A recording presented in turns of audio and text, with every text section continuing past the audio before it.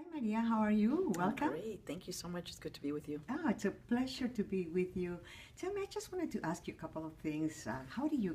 What inspired you to do these radio shows and then go on to TV also? For me, journalism is a service.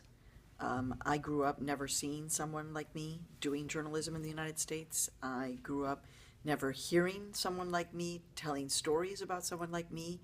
So that's why I do this. I understand now, in particular in this moment in history, in 2016, how important it is for all of us to have voice, in particular for Latinos as one of the fastest growing ethnic groups in our country. I don't use the term minority.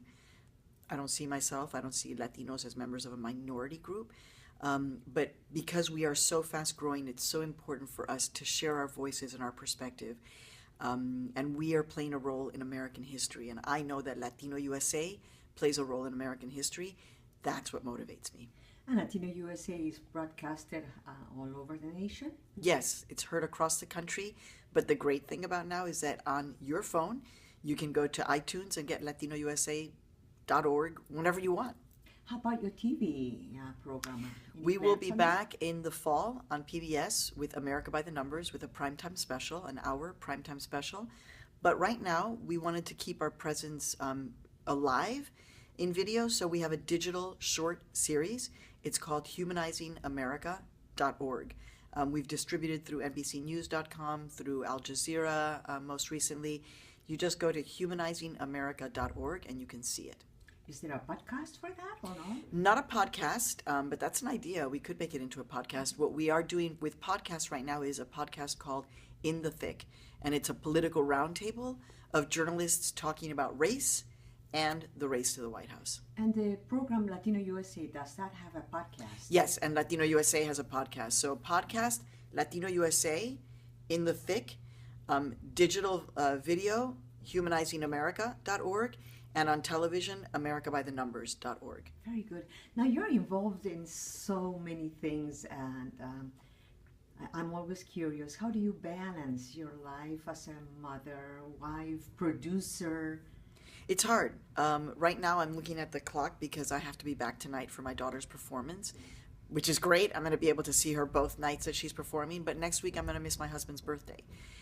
The balance that I try to believe in is that when I'm here, where I am right now, at Springfield Technical Community College, in the basement in a green room getting ready to give a speech, I'm here. I'm not thinking about all of this. And when I'm with my daughter or with my husband or with my son, I am there. I'm not looking at the phone. I'm not working. I'm there fully. And I think that's the only way that you can achieve a semblance of balance. But again, what really keeps me understanding is that this is history. We're all making history, and this is a really important moment, everyone. I hope you become engaged. We need you. Is that's the main message you want to give to our Latino, especially our youth? Yeah, but to everybody. It's not just Latinos. It's to everybody, right? This country is entirely diverse, multicultural, multi-ethnic, lo que tú quieras. We are that. So now it's about elevating our voices, right? And working together and understanding that there's nothing to fear.